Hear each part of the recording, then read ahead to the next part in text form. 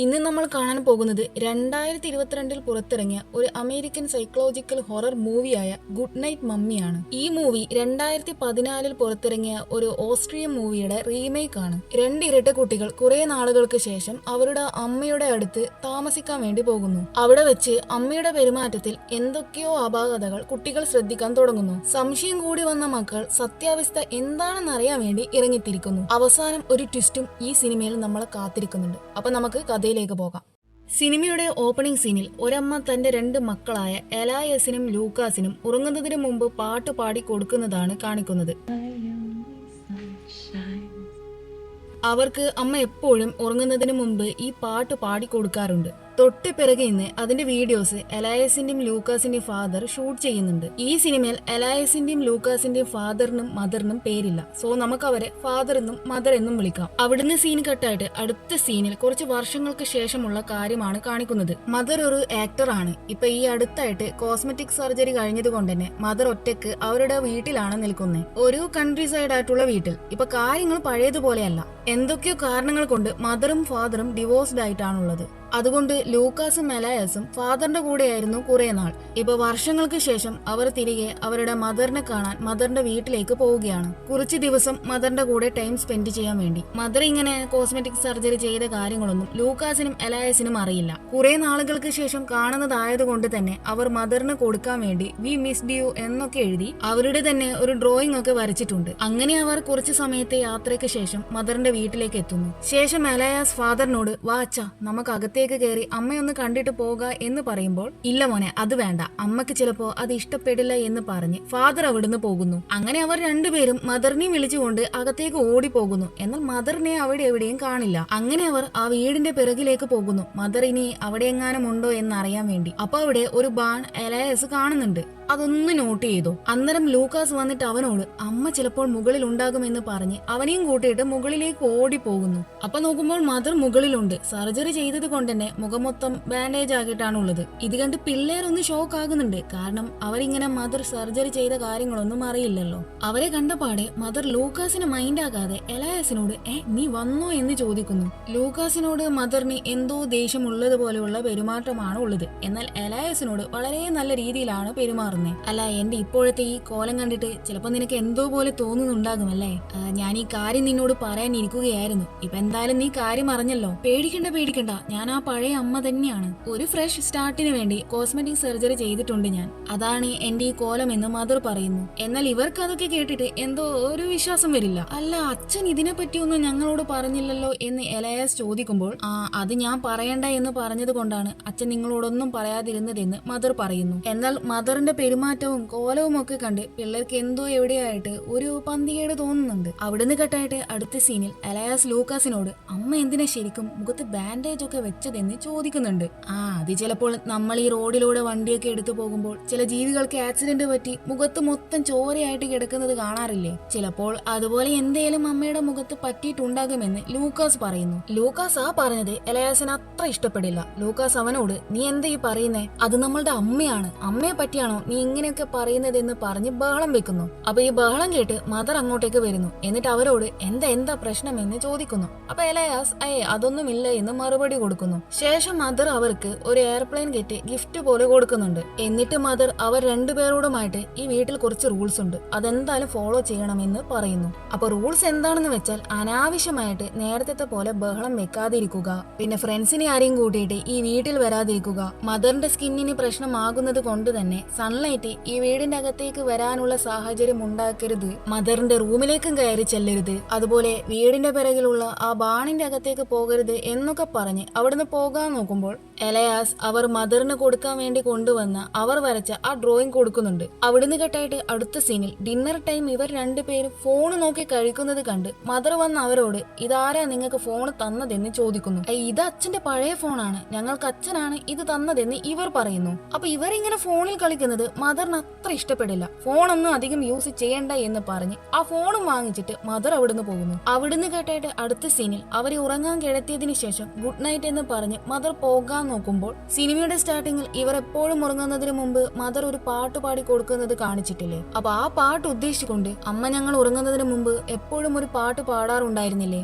അതിപ്പോ എന്താ പാടാത്തതെന്ന് ഇവർ ചോദിക്കുന്നു. നിങ്ങൾ വലുതായില്ലേ, ഇനിയിപ്പോ പാട്ട് പാടി ഉറങ്ങേണ്ട പ്രായമല്ല എന്നൊക്കെ പറഞ്ഞ് മദർ അവിടുന്ന് പോകുന്നു. മദറിന്റെ ഈ പെരുമാറ്റം കണ്ട് തന്റെ അമ്മയ്ക്ക് എവിടെയോ എന്തോ പ്രശ്നമുണ്ടെന്ന് ഇവർക്ക് രണ്ടുപേർക്കും മനസ്സിലാകുന്നുണ്ട്. എന്നാൽ എന്താ പറ്റിയതെന്ന് മനസ്സിലാകുന്നില്ല. കാരണം ഇതുപോലെ മദർ ഇങ്ങനെ ഇവരോട് പെരുമാറിയിട്ടില്ല. അന്നേരം എലയാസ് ലൂക്കാസിനോട്, അമ്മ ഒരുപാട് മാറിയതായിട്ട് നിനക്ക് തോന്നുന്നില്ലേ? കുറെ വർഷങ്ങളായില്ലേ നമ്മളെ കണ്ടിട്ട്, ഇനി അമ്മക്ക് ചിലപ്പോ നമ്മളെ ഇഷ്ടമല്ലെങ്കിലോ എന്ന് ചോദിക്കുമ്പോൾ, അങ്ങനെ ആയിരിക്കില്ല, എന്തൊക്കെയായാലും അത് നമ്മളുടെ അമ്മയല്ലേ എന്ന് ലൂക്കാസ് പറയുന്നു. അവിടുന്ന് കേട്ടായിട്ട് അങ്ങനെ പിറ്റേ ദിവസം ലൂക്കാസും എലയാസും ഓടിക്കളിക്കുന്ന സമയത്ത് കഴിഞ്ഞ ദിവസം അവർ കണ്ട വീടിന്റെ പിറകിലുള്ള ബാൺ കാണുന്നു. അത് കണ്ട് ലൂക്കാസ് അവിടേക്ക് കയറാൻ പോകുമ്പോൾ എലയാസ് അവനോട്, എടാ അമ്മ പറഞ്ഞതല്ലേ അവിടേക്ക് പോകരുതെന്ന് എന്ന് പറയുന്നു. എന്നാൽ അതൊന്നും മൈൻഡ് ചെയ്യാതെ ലൂക്കാസ് അവിടേക്ക് പോകുന്നു. പിറകെ എലയാസും പോകുന്നുണ്ട്. അങ്ങനെ അവർ അതിന്റെ മുകളിലേക്ക് കയറി നോക്കുന്ന സമയത്ത് അവിടെയുള്ള ചുമരിൽ ബ്ലഡിന്റെ കറ പോലെ എന്തോ ഒന്ന് കാണുന്നുണ്ട്. അത് കണ്ട എലയാസിനെ അത് വിചിത്രമായിട്ട് തോന്നുന്നു. അന്നേരം ലൂക്കാസ് അവിടെ നിന്ന് വാ നമുക്ക് താഴേക്ക് പോകാം എന്ന് പറഞ്ഞ് എലയാസിനെയും കൂട്ടിയിട്ട് പുറത്തേക്ക് ഇറങ്ങാൻ നോക്കുമ്പോഴുണ്ടാകും മുമ്പിൽ മദർ കഴിഞ്ഞ ദിവസം ഇവരോട് ഇങ്ങോട്ടേക്ക് വരരുതെന്ന് വാണിംഗ് കൊടുത്തിട്ടുണ്ടായിരുന്നല്ലോ, പിന്നെ എന്തിനാ ഇപ്പൊ ഇങ്ങോട്ടേക്ക് വന്നതെന്ന് ചോദിക്കുന്നു. അത് ലൂക്കാസിന്റെ ബേസ്ബോൾ അതിന്റെ അകത്തേക്ക് കയറി, അത് എടുക്കാൻ വേണ്ടി കയറിയതാണ് ഞങ്ങൾ എന്ന് എലയാസ് കള്ളം പറയുന്നു. മിണ്ടരുത്, ഇനി മേലാൽ വീടിന്റെ അകത്ത് നിന്ന് പുറത്തിറങ്ങരുത് എന്ന് പറഞ്ഞ് എലയാസിനെ മദർ അവിടെ തള്ളിയിട്ടിട്ട് പോകുന്നു. ആ തള്ളലിന്റെ ആഘാതത്തിൽ എലയാസിന്റെ കൈമുട്ട് മുറിഞ്ഞ് ചോര വരുന്നുണ്ട്. ലൂക്കാസ് പെട്ടെന്നത് ബാൻഡേഡ് ചെയ്ത് കൊടുക്കുന്നു. ഇതെന്താ മദർ ഇങ്ങനൊക്കെ പെരുമാറുന്നേ എന്ന് ഇവർക്ക് മനസ്സിലാകുന്നില്ല. ഇന്നേ വരെ മദർ ഇവരെ ഉപദ്രവിക്കുകയോ വഴക്ക് പറയുകയോ ചെയ്തിട്ടില്ല. അപ്പോഴാണ് എലയാസ് ലൂക്കാസിനോട്, നമ്മൾ ആ ബാണിനകത്ത് ചോര പോലത്തെ എന്തോ കണ്ടില്ലേ, അത് ചോര തന്നെ ആയിരിക്കാനാണ് സാധ്യത എന്ന് പറയുമ്പോൾ, അത് ചിലപ്പോൾ വല്ല പെയിന്റിന്റെ കറയായിരിക്കുമെന്ന് ലൂക്കാസ് പറയുന്നു. അവിടുന്ന് കേട്ടായിട്ട് അടുത്ത സീനിൽ കാണിക്കുന്നത് ബാണിന്റെ അകത്ത് ഒരു സ്ത്രീ ചോരയിൽ കുളിച്ചിരിക്കുന്നതും പിന്നെ വെടിയൊച്ചയുടെ ഒക്കെ സൗണ്ട് കേട്ട് ഉറക്കം ഞെട്ടി ഉണരുന്ന എലയാസിനെ ആയിരിക്കും. ശേഷം പിന്നെ അവന് ഉറക്കം വരാത്തത് കൊണ്ട് അവൻ എഴുന്നേറ്റ് പുറത്തേക്ക് നടക്കുമ്പോൾ മദർ ആരോടോ ഫോണിൽ സംസാരിക്കുന്നത് കേൾക്കുന്നു. എലയാസ് ആണെങ്കിൽ ഏത് നേരവും ആ ലൂക്കാസിന്റെ കൂടെ തന്നെയാണ്. ഞാൻ ആ ബാണിന്റെ അകത്തേക്ക് പോകരുത് എന്ന് പറഞ്ഞിട്ടും അവൻ അങ്ങോട്ടേക്ക് പോയി. ആ ലൂക്കാസിനെ എങ്ങനെയും ഇവിടുന്ന് ഒഴിവാക്കണം, എനിക്ക് ഇതൊന്നും ഒട്ടും ഇഷ്ടപ്പെടുന്നില്ല,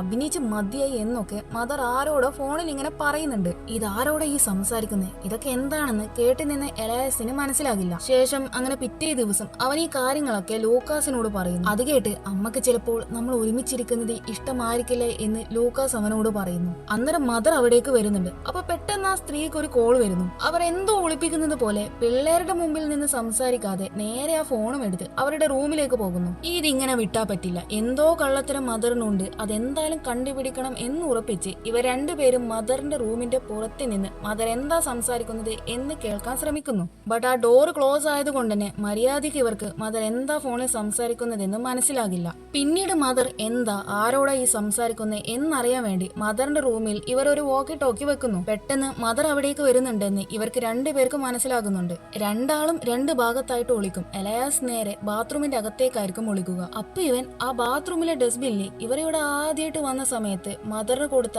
ആ ഡ്രോയിങ് അവിടെ കാണുന്നു. അവൻ അത് എടുത്തിട്ട് അമ്മ ഒരിക്കലും ഇങ്ങനെ ചെയ്യില്ല, പിന്നെ എന്തിനാ ഇത് എടുത്ത് ഇവിടെ വെച്ചതെന്ന് ഇങ്ങനെ ചിന്തിച്ചിരിക്കുമ്പോ പെട്ടെന്ന് മദർ ബാത്റൂമിലേക്ക് വരുന്നുണ്ടാകും. അത് മനസ്സിലാക്കി ഇവൻ നേരെ അവിടുന്ന് മാറി വേറെ സ്ഥലത്തേക്ക് ഒളിക്കുന്നു. ഇവിടെ ബാത്റൂമിൽ കയറിയ മദർ സിഗരറ്റ് ഒക്കെ വലിക്കുന്നതിനിടയിൽ എലയാസ് ആ ഡസ്റ്റ്ബിന്നിന് പുറത്തെടുത്ത ഡ്രോയിങ് കാണുന്നുണ്ട്. മദർ ഒന്നും നോക്കില്ല, അതെടുത്ത് അങ്ങ് കീറിക്കളയുന്നു. അത് കണ്ട് എലയാസ് ഞെട്ടുന്നു. പിന്നീട് എലയാസ് ഇങ്ങനെ മദർ ആ ഡ്രോയിങ് കീറിക്കളഞ്ഞതും പിന്നെ ആ സിഗരറ്റ് വലിച്ച കാര്യങ്ങളൊക്കെ ലൂക്കാസിനോട് പറയുന്നു. മദർ ഇങ്ങനെ സ്മോക്ക് ചെയ്യുന്നതൊന്നും ഇവർ ഇതുവരെ കണ്ടിട്ടില്ല. മാത്രമല്ല സ്മോക്ക് ചെയ്യുന്നത് മദറിന് ഇഷ്ടമല്ലാത്ത കാര്യമാണ്. അപ്പൊ ഇവിടെ എന്തോ ഒന്ന് നടക്കുന്നുണ്ടെന്ന് ഇവർക്ക് മനസ്സിലാകുന്നു. അന്നേരം ലൂക്കാസ് എലയാസിനോട്, നിനക്ക് ഓർമ്മയുണ്ടോ അന്ന് ഉറങ്ങാൻ കിടന്ന സമയത്ത് നമ്മൾ അമ്മയോട് പാട്ട് പാടി തരാമോ എന്ന് ചോദിച്ചപ്പോൾ അമ്മ ഇല്ല എന്ന് പറഞ്ഞത്?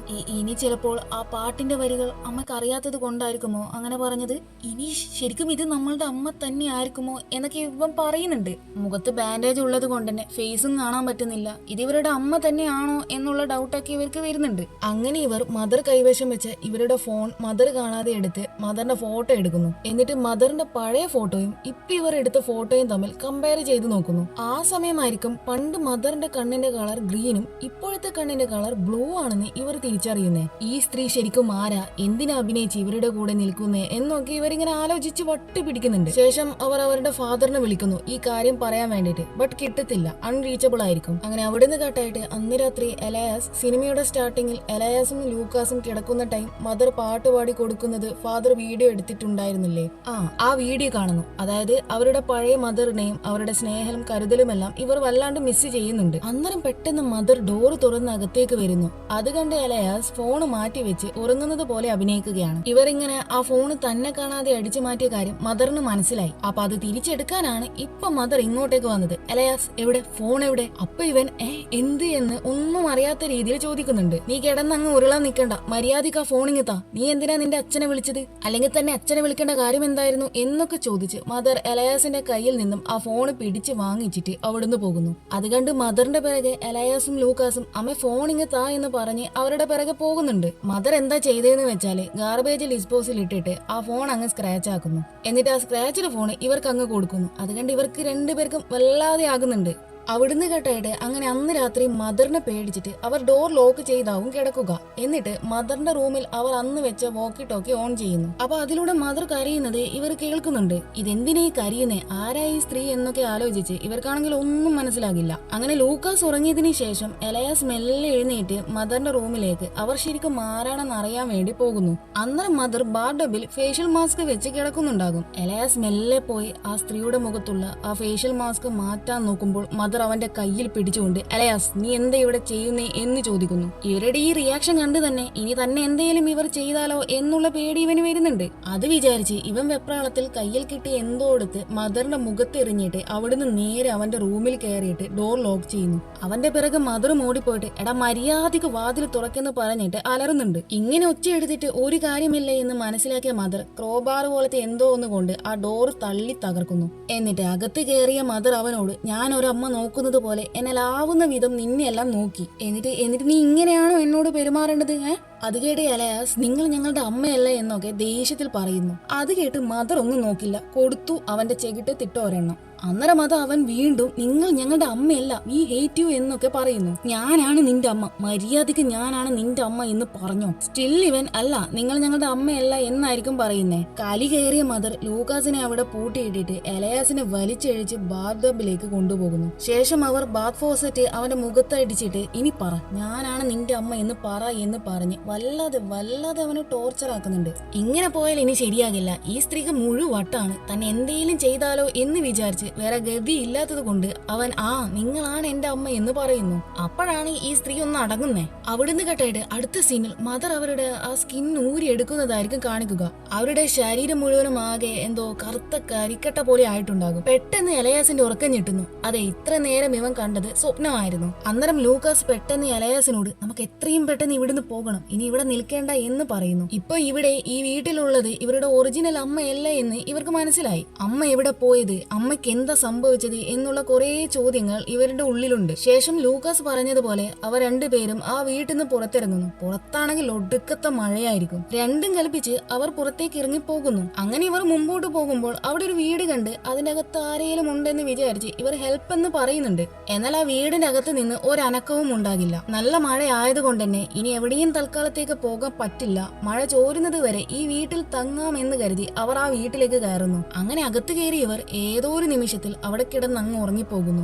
അന്നേരം വീണ്ടും എലയാസ് അന്നത്തെ പോലെ ആ ബാണിന്റെ ഉള്ളിൽ ചോരയിൽ കുളിച്ചിരിക്കുന്ന ആരെയോ സ്വപ്നത്തിൽ കാണുന്നു. ഒപ്പം അന്ന് അവിടുത്തെ ചുമരിൽ കണ്ട ചോരയുടെ പാടും. പെട്ടെന്ന് അവന്റെ ഉറക്കം ഞെട്ടുന്നു. നോക്കുമ്പോൾ അവന്റെ അടുത്ത് ലൂക്കാസ് ഉണ്ടാകില്ല. അല്ല, ഇവൻ ഇതെവിടെ പോയെന്ന് ചിന്തിച്ച് എലയാസ് അവിടെ ഉണ്ടായ ടോർച്ച് എടുത്ത് ലൂക്കാസിനെ പരതുന്നു. അപ്പൊ അവിടുത്തെ വിൻഡോയിൽ ഒരു കൈയിന്റെ പാട് കാണുന്നുണ്ട്. പെട്ടെന്നത് മായും. ഇതെന്താ, ഇതാരാ എന്നൊന്നും ഇവന് മനസ്സിലാകുന്നില്ല. അന്നേരം ആ വിൻഡോ പൊട്ടിച്ചിട്ട് പെട്ടെന്ന് ഒരു വിചിത്രമായ ഒരു ജീവി ഇവന്റെ അടുത്തേക്ക് വരുന്നു. മനുഷ്യനാണോ പ്രേതമാണോ അല്ലെങ്കിൽ വേറെ എന്തെങ്കിലും ആണോ എന്നൊന്നും അറിയാതെ ഒരു തരം ജീവി.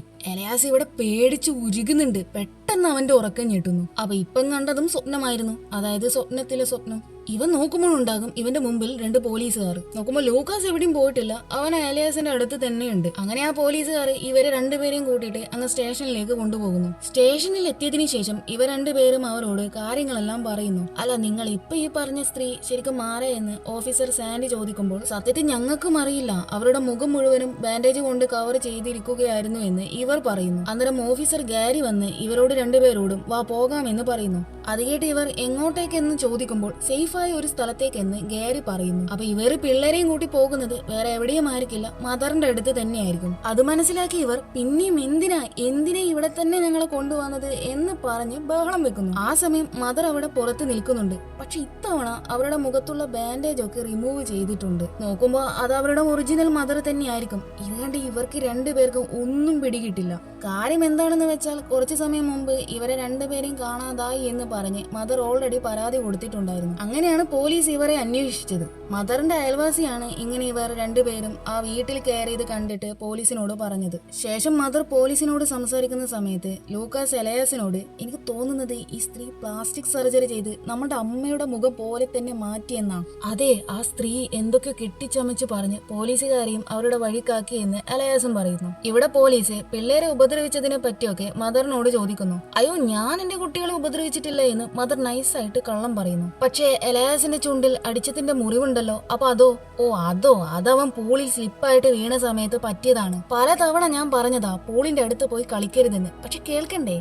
അങ്ങനെ കാര്യങ്ങളെല്ലാം കഴിഞ്ഞ് അവർ അവിടെ നിന്ന് ഇറങ്ങാൻ നോക്കുമ്പോൾ സാൻഡി ലൂക്കാസിനെയും എലയാസിനെയും ഒരുമാതിരി ഒരു നോട്ടം നോക്കുന്നുണ്ട്. ശേഷം ഇവർ ഉറങ്ങാൻ കിടന്ന സമയത്ത് എലയാസ് ലൂക്കാസിനോട്, നമ്മൾ ചെറുതായത് കൊണ്ട് തന്നെ ആ സ്ത്രീയെ പറ്റി നമ്മൾ ആരോട് പറഞ്ഞാലും ആരും നമ്മളെ വിശ്വസിക്കില്ല, ഇനി എന്ത് ചെയ്യും എന്ന് ചോദിക്കുന്നു. അപ്പൊ ലൂക്കാസ്, നമുക്ക് എന്തായാലും നാളെ അത് തീരുമാനിക്കാം എന്ന് പറയുന്നു. അതേസമയം മദർ അവരുടെ ഡോറ് തുറന്ന് തങ്ങളുടെ അടുത്തേക്ക് വരുന്നുണ്ടെന്ന് രണ്ടുപേർക്കും മനസ്സിലാകുന്നുണ്ട്. മദറിനെ കണ്ടപ്പോൾ ഇവർ രണ്ടുപേരും ഉറങ്ങുന്നത് പോലെ നടിക്കുന്നു. മദർ ലൂക്കാസിനെ കണ്ട ഭാവം പോലും ാതെ എലയാസിനോട്, നിനക്കറിയോ നിന്നെ ഇന്ന് കാണാതായപ്പോൾ എന്റെ അവസ്ഥ എങ്ങനെയായിരുന്നു എന്ന്? ഞാൻ ആ കോരിച്ചൊരിയുന്ന മഴയത്ത് നിന്നെയും അന്വേഷിച്ച് ഒരുപാട് അലഞ്ഞു. ഞാനാണെങ്കിൽ എന്റെ ബാൻഡേജ് അഴിച്ചു കളഞ്ഞു. ഭാഗ്യത്തിന് എന്റെ ഫേസിനൊന്നും പറ്റിയില്ല. എനിക്കറിയാം നീ ഉറങ്ങുന്നില്ല എന്ന്. സാരമില്ല, നിനക്ക് വേണമെങ്കിൽ എന്നെ ഇഗ്നോർ ചെയ്യാം, പക്ഷെ ഞാൻ ഇവിടെ തന്നെ എന്നും ഉണ്ടാകുമെന്ന് പറഞ്ഞ് മദർ അവിടുന്ന് പോകുന്നു. എത്രയൊക്കെ ആ സ്ത്രീ പറഞ്ഞിട്ടും രണ്ടുപേർക്കും അപ്പോഴും അത് തങ്ങളുടെ അമ്മയല്ല എന്നുള്ള ഉറച്ച മട്ടിലായിരിക്കും. അങ്ങനെ അവിടുന്ന് കെട്ടായിട്ട് പിറ്റേ ദിവസം മദർ കണ്ണു തുറക്കുമ്പോൾ കാണുന്നത് തന്റെ രണ്ട് കൈയും ബെഡിന്റെ രണ്ട് സൈഡായിട്ട് കെട്ടിയിരിക്കുന്നതാണ്. അപ്പൊ അത് പിള്ളേരുടെ പണിയായിരിക്കും. അല്ല, ഇതെന്താ എന്നെ അഴിച്ചു വീടെന്ന് പറഞ്ഞ് മദർ വല്ലാണ്ട് ബഹളം വെക്കുന്നു. ഞങ്ങളുടെ അമ്മ എവിടെയെന്ന് ലൂക്കാസ് മദറിനോട് ചോദിക്കുന്നു. ഒരു കാര്യം ചെയ്യാം, നമുക്കൊരു ഡീല് വെക്കാം. എന്റെ കെട്ടഴിച്ചു മാറ്റുകയാണെങ്കിൽ നീ ഇപ്പൊ കാണിച്ചതിന് ഞാൻ നിന്നോട് ക്ഷമിക്കാം, തിരിച്ചു ദേഷ്യപ്പെടില്ല എന്ന് പറയുന്നു. അന്നേരം എലയാസ്, സത്യം പറ, ഞങ്ങളുടെ അമ്മ എവിടെ എന്ന് ചോദിച്ചിട്ട് അവരുടെ അമ്മയുടെ ആ പഴയ ഫോട്ടോ കാണിച്ചുകൊണ്ട്, നോക്ക്, ഞങ്ങളുടെ അമ്മയുടെ കണ്ണിന്റെ കളർ ഗ്രീൻ ആയിരുന്നു, എന്നാൽ നിങ്ങളുടെ കണ്ണിന്റെ കളർ ബ്ലൂ ആണെന്ന് പറയുന്നു. നീ ചുമ്മാ തെറ്റിദ്ധരിച്ചിരിക്കുകയാ.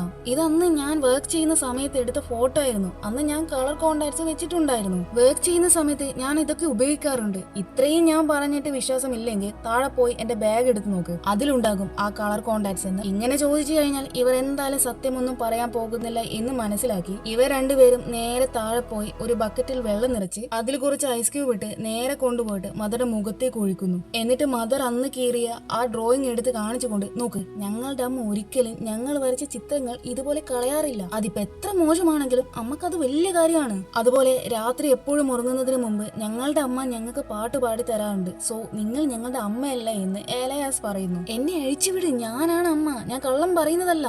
അതൊക്കെ കണ്ട് ലൂക്കാസ് എലയാസിനോട്, ഇവർ നാടകം കളിക്കുകയാണ്, എത്രയും പെട്ടെന്ന് നമുക്ക് ഇവിടുന്ന് പോകണമെന്ന് പറയുന്നു. പെട്ടെന്ന് എലയാസ് താഴെ പോയി മദറിന്റെ ആ ബാഗ് പരതുന്നു. മദർ പറഞ്ഞ ആ കളേർഡ് കോണ്ടാക്ട്സ് സത്യമാണോ എന്നറിയാൻ. പിറകെ ലൂക്കാസും പോകുന്നുണ്ട്. ലൂക്കാസ് എലയാസിനോട് പരമാവധി പറയുന്നുണ്ട് ആ സ്ത്രീ കള്ളം പറയുകയാണ്, അവർ നമ്മളെ പറ്റിക്കുകയാണ് എന്നൊക്കെ. പക്ഷെ എലയാസ് അപ്പോഴും എന്തായാലും രണ്ടിലൊന്ന് അറിഞ്ഞേ പറ്റൂ എന്ന് ഉറപ്പിച്ച് ആ ലെൻസ് പരതുന്നു. തുടർന്ന് ലൂക്കാസും അത് പരതാൻ അവന്റെ കൂടെ ചേരുന്നു. അന്വേഷണത്തിനൊടുവിൽ ആ ബാഗ് കിട്ടിയ ലൂക്കാസ്, ഇതിനകത്ത് അവർ പറഞ്ഞ ആ കളേർഡ് കോണ്ടാക്ട്സ് ഒന്നും ഇല്ല, നമുക്ക് വേഗം നമ്മളുടെ അമ്മയെ കണ്ടുപിടിക്കണം, ഞാൻ ക്യാബ് വേഗം ബുക്ക് ചെയ്യാം, എത്രയും പെട്ടെന്ന് ഇവിടുന്ന് പോകണമെന്ന് പറയുന്നു. അല്ല, പക്ഷേ അവരീ ഒരു അവസ്ഥയിലിട്ടിട്ട് നമുക്ക് പോകാൻ പറ്റില്ലല്ലോ എന്ന് എലയാസ് പറയുമ്പോൾ, കെട്ടഴിച്ചാൽ ആ സ്ത്രീ എന്തായാലും നമ്മൾ ഇവിടുന്ന് പോകാൻ വിടില്ല എന്ന് ലൂക്കാസ് പറയുന്നു. അവസാനം ലൂക്കാസ് പറഞ്ഞതുപോലെ എലയാസ് പോകാൻ വേണ്ടി തീരുമാനിക്കുന്നു. തുടർന്ന് സാധനങ്ങളൊക്കെ പാക്ക് ചെയ്ത് ഇവർ രണ്ടുപേരും ഇറങ്ങാൻ നോക്കുമ്പോൾ എലയാസിനോട് മദർ അകത്ത് നിന്ന്, നീ പറഞ്ഞത് ശരിയായിരുന്നു, ഞാൻ ഇത്ര ദിവസം ഞാനായിരുന്നില്ല,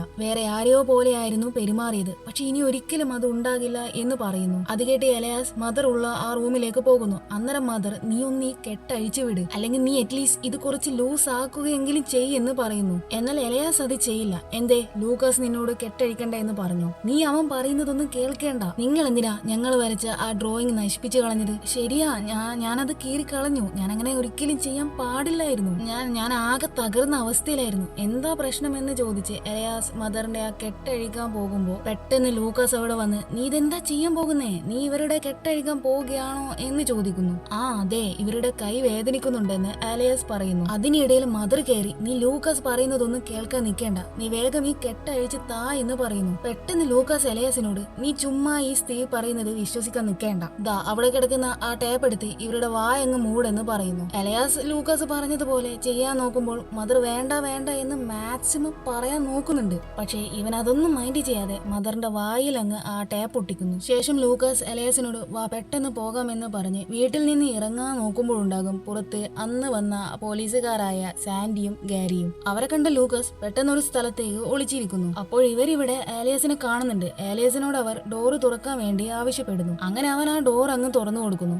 നിന്റെ അമ്മയൊന്ന് വിളിക്കാമോ? അമ്മ ഇവിടെ ഇല്ല, പുറത്തേക്ക് പോയേക്കുവാ. പക്ഷേ അവരുടെ കാറ് ഗരാജിൽ ഇരിപ്പുണ്ടല്ലോ എന്ന് സാൻഡി ചോദിക്കുമ്പോൾ അത് നമുക്ക് വേറെ ഒരു കാറും കൂടിയുണ്ടെന്ന് ഇവൻ കള്ളം പറയുന്നു. ആരോ പുറത്ത് വന്നിട്ടുണ്ടെന്ന് ശബ്ദം കേട്ട് മനസ്സിലാക്കിയ മദർ മാക്സിമം ഒച്ചയെടുക്കാൻ നോക്കുന്നുണ്ട്. പക്ഷെ എന്ത് ചെയ്യാനാ, ടാപ്പ് കൊണ്ട് വാ മൂടിയതിനാൽ അവരുടെ ആ ശബ്ദം പുറത്തു വരില്ല. ശരി, വേറെ കുഴപ്പമൊന്നുമില്ലല്ലോ. അമ്മ വന്നു കഴിഞ്ഞാൽ ഞങ്ങൾ വന്ന കാര്യം പറയണമെന്ന് പറഞ്ഞ് അവർ അവിടുന്ന് പോകുന്നു. അവർ പോയപ്പോ തന്നെ ഇനി ആരാ ഇതിൽ നിന്ന് രക്ഷിക്കുക എന്നോർത്ത് ആകെയുള്ള പ്രതീക്ഷയും കൈവിട്ട അവസ്ഥയിലായിരിക്കും മദർ. ആ സമയം കൊണ്ട് തന്നെ ലൂക്കാസ് ക്യാബ് വിളിക്കുന്നു. അങ്ങനെ അവർ ക്യാബിന് വെയിറ്റ് ചെയ്യുന്ന സമയത്ത് എലയാസിന് എന്തോ ഒരു ഡൗട്ട് വരുന്നു. അവൻ ലൂക്കാസിനോട് എന്റെ ടൂത്ത് ബ്രഷ് എടുക്കാൻ മറന്നുപോയി എന്ന് കാരണം പറഞ്ഞ് വീടിന്റെ അകത്തേക്ക് കയറുന്നു. അവൻ ലൂക്കാസിനോട് അങ്ങനെ കള്ളം പറഞ്ഞതിന്റെ കാരണം മദറിന്റെ ബാഗിൽ അങ്ങനെ ഒരു കളേർഡ് കോണ്ടാക്ട്സ് ഉണ്ടോ എന്ന് നോക്കാൻ വേണ്ടിയായിരുന്നു. അപ്പൊ ഇവൻ അത് നോക്കുമ്പോഴുണ്ടാകും അതിൽ ആ ലെൻസ്. നേരത്തെ ലൂക്കാസ് ഈ ബാഗിൽ അങ്ങനെ ഒരു കളേർഡ് കോണ്ടാക്ട്സ് ലെൻസ് ഇല്ല എന്ന് പറഞ്ഞത് കള്ളമാണെന്ന് ഇവന് മനസ്സിലാകുന്നു. ആ സമയം ലൂക്കാസ് അവിടേക്ക് വരുന്നുണ്ട്. അന്നേരം എലയാസ്, നീ കള്ളം പറഞ്ഞതാണല്ലേ, നമ്മളുടെ അമ്മയെ നീ എന്തിനാ ഇത്ര മാത്രം വെറുക്കുന്നേ എന്നൊക്കെ പറഞ്ഞ് ഇവൻ ആകെ മൊത്തം ബഹളം വെക്കുന്നു. ശരി ശരി, ഞാൻ എല്ലാം പറയാം, പക്ഷെ നീ അവരുടെ ആ കെട്ടഴിക്കരുത്. അപ്പൊ എലയാസ് ഇല്ല എന്ന് പറഞ്ഞ് മദറിന്റെ കെട്ടഴിക്കാൻ വേണ്ടിയിട്ട് മുകളിലേക്ക് ഓടുന്നു. എലയാസ്, ഞാൻ പറയുന്നതൊന്ന് കേൾക്കെന്ന് പറഞ്ഞ് അവനെ തടയാൻ വേണ്ടി ലൂക്കാസ് പരമാവധി നോക്കുന്നുണ്ട്. അതെല്ലാം വകവെക്കാതെ എലയാസ് ലൂക്കാസിനെ തള്ളിയിട്ടിട്ട് ഓടി നേരെ മദറിന്റെ റൂമിൽ പോയിട്ട് ആ ഡോർ അങ്ങ് ലോക്ക് ചെയ്യുന്നു. പുറത്തു നിന്ന് ലൂക്കാസ് ഡോർ ഓപ്പൺ ആക്കിയെന്ന് പറഞ്ഞ് ഒച്ചയെടുക്കുന്നു. എന്നാൽ എലയാസ് അതൊന്നും മൈൻഡ് ചെയ്യാതെ വേഗം മദറിന്റെ അടുത്ത് പോയിട്ട് ആ കെട്ട് അങ്ങ് അഴിച്ചു മാറ്റുന്നു. എന്നിട്ട്, എന്നോട് ക്ഷമിക്കമ്മേ, ലൂക്കാസ് പറഞ്ഞു നിങ്ങൾ ഞങ്ങളുടെ അമ്മയല്ല എന്ന്. എന്നോട് അമ്മക്ക് ദേഷ്യമുണ്ടോ എന്നൊക്കെ പറഞ്ഞ് അവൻ അവരെ കെട്ടിപ്പിടിക്കുന്നു.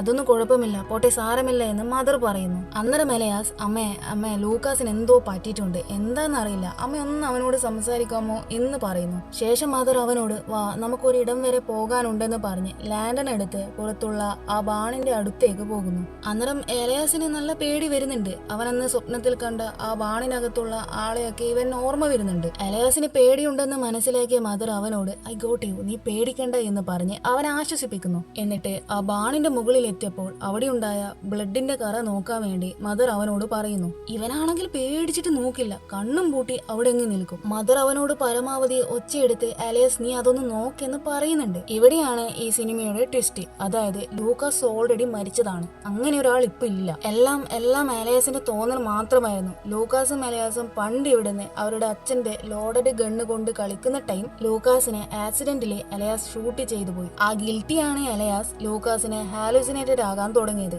ഇവിടെയുള്ള ആ ബ്ലഡിന്റെ കറ ലൂക്കാസിന്റെ തന്നെയായിരുന്നു. ഇവന് ഇടയ്ക്കിടയ്ക്ക് ഈ ബാണിനകത്ത് ഒരാളെ സ്വപ്നത്തിൽ കണ്ടിട്ടുണ്ടായിരുന്നില്ലേ, അത് ശരിക്കും കൊല്ലപ്പെട്ട ലൂക്കാസിനെ കെട്ടിപ്പിടിച്ചിരിക്കുന്ന മദറിനെയായിരുന്നു കണ്ടത്. ഇപ്പോഴും എലയാസിന് ലൂക്കാസ് മരിച്ചെന്നുള്ള ട്രൂത്ത് ആക്സെപ്റ്റ് ചെയ്യാൻ പറ്റിയിട്ടില്ല. പിന്നെ മദറിന്റെ കേസ് എടുക്കുകയാണെങ്കിൽ സ്വന്തം കുഞ്ഞ് മരിച്ചത് പെട്ടെന്ന് ഉൾക്കൊള്ളാനോ അതിൽ നിന്ന് റിക്കവർ ആകാനോ അവർക്ക് പറ്റിയിട്ടുണ്ടായിരുന്നില്ല. കൂടാതെ എലയാസിന്റെ ഈ ഹാലുസിനേഷനും എല്ലാം കൂടി ആയപ്പോൾ മദറിന് അത് താങ്ങാനായിട്ടില്ല. എല്ലാം കൊണ്ടും മടുത്തത് കൊണ്ടാണ് ആ സ്ത്രീയുടെ സ്വഭാവം മാറാൻ തുടങ്ങിയതും അവർ എലയാസിനോട് കുറച്ച് ഹാഷായിട്ട് എപ്പോഴും പെരുമാറാൻ തുടങ്ങിയതും. അവസാനം എലയാസിന് റിയാലിറ്റി എന്താണെന്ന് കാണിച്ചു കൊടുത്തുകൊണ്ട് അവനെ കൊണ്ട് അത് ആക്സെപ്റ്റ് ചെയ്യിക്കാൻ വേണ്ടിയാണ് മദർ അവനെ ഇപ്പൊ ഇവിടെ കൂട്ടിക്കൊണ്ടുവന്നത്.